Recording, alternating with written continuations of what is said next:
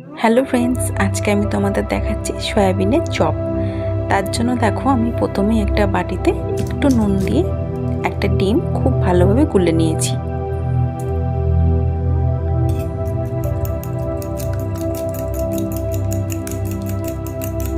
আর আমি নিয়ে নিয়েছি পেঁয়াজ কুচি, একটু আদা কুচি আছে, একটু রসুন কুচি, একটু ধনেপাতা কুচি আর একটু লঙ্কা কুচি। আর কিছুটা সয়াবিন আমি নুন দিয়ে আগেই সেদ্ধ করে রেখেছিলাম। আর দেখো কিছুটা নারকেল কুচি করা আছে আর আলু নুন দিয়ে সেদ্ধ করা আছে। আর তো এখানে বিস্কুটের গুঁড়ো আছে। এবার দেখো আমি মিক্সিতে সয়াবিনগুলোকে খুব ছোট ছোট করে গ্রেট করে নিয়েছি। এরপর যে সেদ্ধ করে আলুটা রাখা ছিল সেটা আমি মেখে নিয়েছি।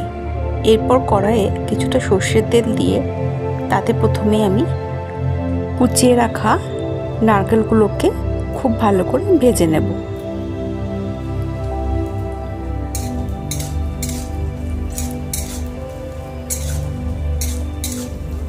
মোটামুটি লাল করে ভাজা হয়ে গেলে দেখো আমি তুলে নিচ্ছি এখানে। এরপর কিছুটা রসুন কুচি যে ছিল সেটা আমি প্রথমে দিয়ে দিলাম। আর যে কিছুটা আদা কুচনো ছিল সেটাও দিয়ে দিলাম।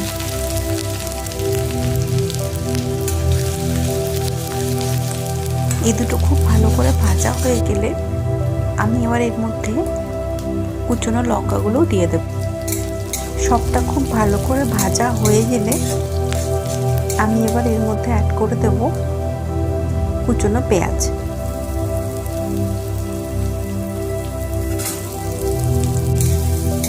আমি এখানে আর আলাদাভাবে নুন অ্যাড করব না, কারণ অলরেডি সয়াবিন আর আলুতে নুন আছে। তো দেখো পেঁয়াজটা ভালো করে ভাজা হয়ে গেলে আমি এবার এর মধ্যে কিছুটা গরম মশলা গুঁড়ো অ্যাড করে দেব, কিছুটা লাল লঙ্কার গুঁড়ো, হলুদ গুঁড়ো, একটু ধনে গুঁড়ো,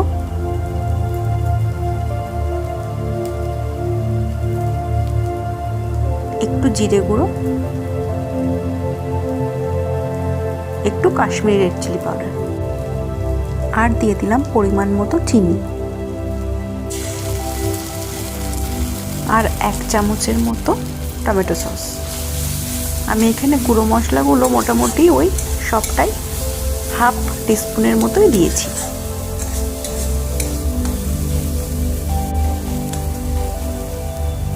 এবার সব মশলাগুলোকে খুব ভালোভাবে কষিয়ে নেব।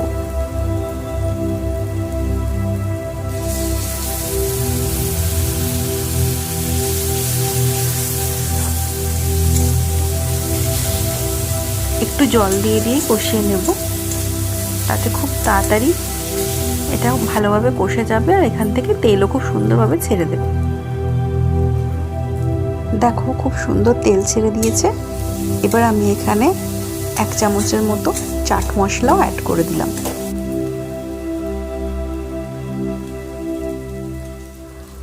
এবার যে আমার মেখে রাখা আলুটা ছিল সেটা আমি দিয়ে দিচ্ছি।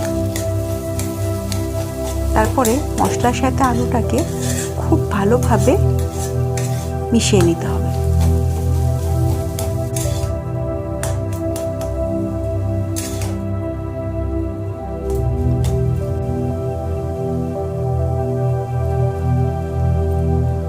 আমি এখানে কোচানো সয়াবিনটাও দিয়ে দিচ্ছি।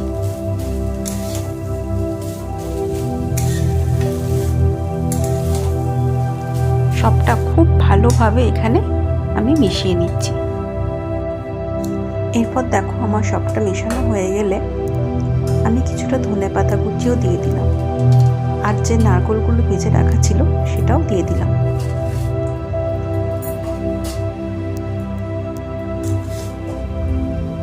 এবার সবটা খুব ভালো করে আবারও মিশিয়ে নেব।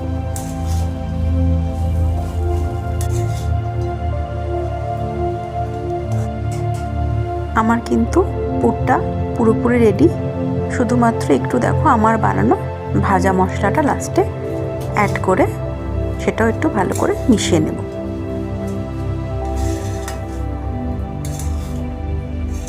ব্যাস, এবার পুরটা আমি আলাদাভাবে তুলে নেব। এবার দেখো আমি এখানে কিভাবে চপটা বানাচ্ছি সেটা দেখাচ্ছি। প্রথমেই পুরটাকে তোমরা যে যার ইচ্ছে মতো শেপ দিতে পারো। আমি একটু ডিম্বাকৃতিভাবেই করেছি। এইভাবে আমি আগে প্রথমে সবগুলো বানিয়ে নেব।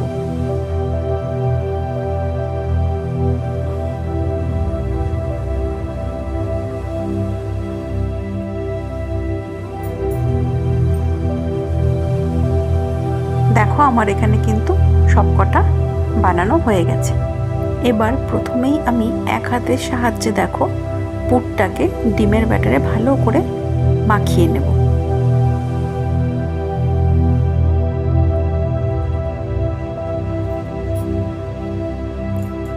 এবার অন্য হাতের সাহায্যে ভালোভাবে বিস্কুটের গুঁড়োটা মাখিয়ে নেব।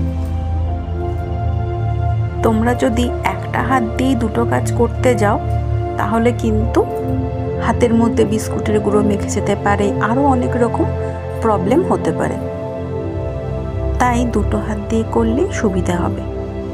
আমি এখানে একবারই কোটিং দিয়েছি, তোমরা চাইলে দুবার করেও এই একইভাবে কোটিং দিতে পারো। তাতে বাইরের লেয়ারটা কিন্তু মোটা হবে। আমরা যেহেতু পাতলা লেয়ার খাওয়া পছন্দ করি সেজন্য একটা লেয়ারই আমি দিয়েছি।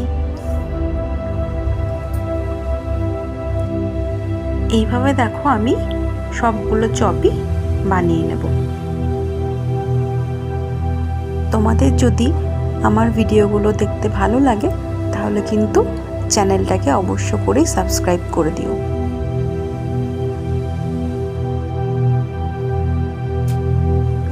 তো দেখো এইভাবে আমার কিন্তু সবগুলো বানানো হয়ে গেছে। এবার ভাজার পালা। তো দেখো আমি এখানে তেলটা কিন্তু খুব ভালোভাবে গরম করে নিয়েছি, আর খুব হালকা হাতে এগুলো উল্টাতে পাল্টাতে হবে। পুরোটা দেখতে থাকো তাহলে বুঝতে পারবে।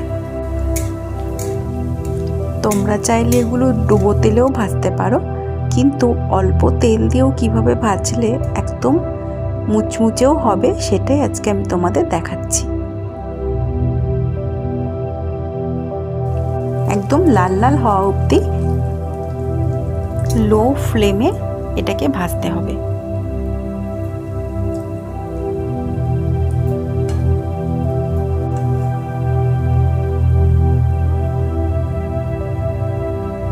তো দেখো আমার এখানে দুটোই কিন্তু খুব ভালোভাবে ভাজা কমপ্লিট হয়ে গেছে। এভাবেই আমি সবগুলো ভেজে নিচ্ছি। তো দেখো যতটা ক্রিস্পি হয়েছিল ততটা দেখতেও সুন্দর হয়েছিল।